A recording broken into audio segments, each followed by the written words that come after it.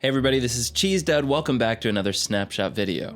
I woke up this morning and the snapshot had already been released, so maybe a little bit later than usual getting this one done. However, I did want to, before we begin, briefly thank the sponsor of this video, the Coldest water.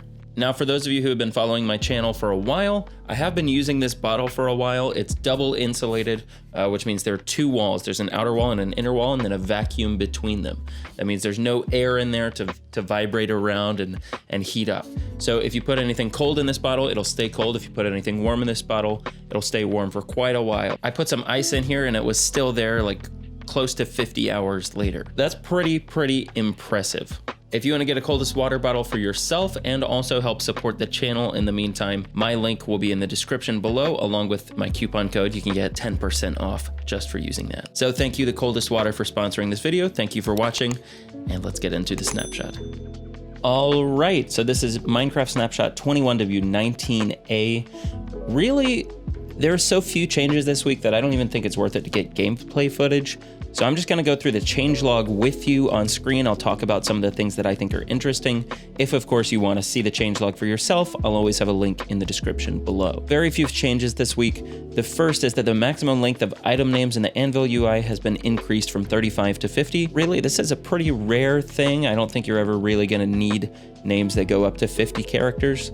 Although I guess it's nice to have the option. Geodes have been made significantly rarer, so we may have to search for amethyst now, a little more than we had before. And this, I think, is going to upset a few people. Unfinished items like the skulk sensor bundles and candles have been removed from the creative inventory, as well as recipes for bundles and candles have been removed. This is of course relating to the fact that Mojang has decided to separate the Caves and Cliffs update into two separate updates.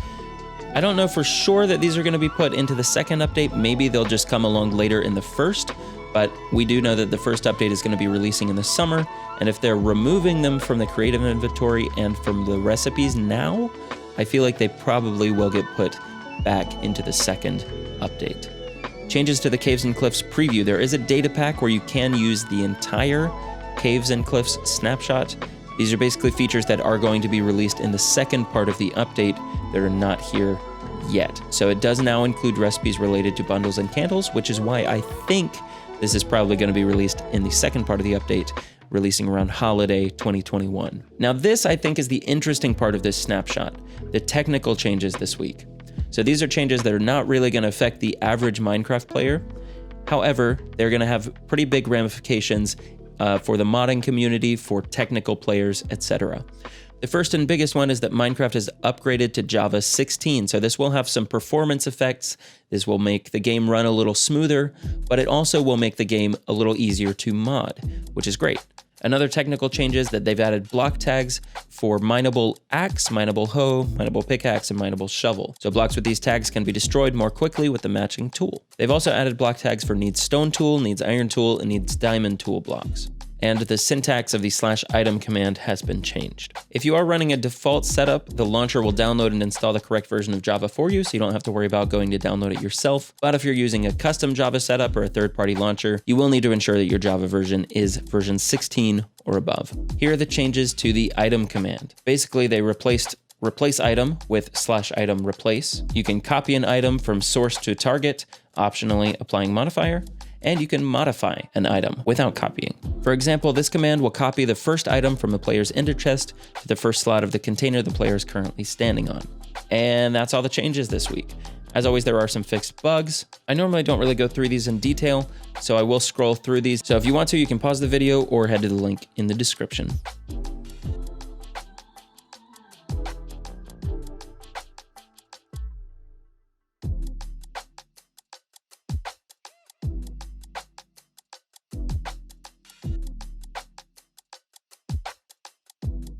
And that's all I have for you today. Thank you so much, everybody, for watching this video. If you did enjoy, make sure to leave a like, make sure to subscribe. I know there wasn't really that much snapshot activity this week, but I think the technical changes alone are going to be pretty impactful for at least the modding community. So yeah, thanks again for watching. Thanks for subscribing. I'll see you in the next one.